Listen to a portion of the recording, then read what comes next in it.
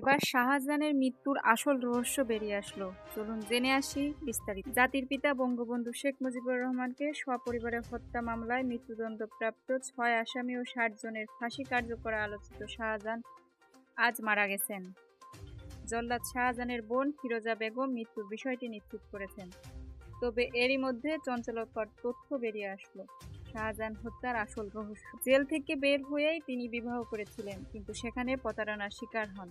সবাই ওইদিকেই সন্দেহ করা যাচ্ছে যে তার প্রথম স্ত্রী হয়তো টাকার জন্য তার যে স্ত্রীকে বিয়ে করেছিলেন তার কাছ থেকে অনেক টাকা, স্বর্ণকার সবকিছু নিয়েই ভেগে গিয়েছিল তার স্ত্রী। এই নিয়েই তার মনে চলছে অনেক দ্বন্দ্ব। সেক্ষেত্রেই হয়তো তিনি মারা গিয়েছেন।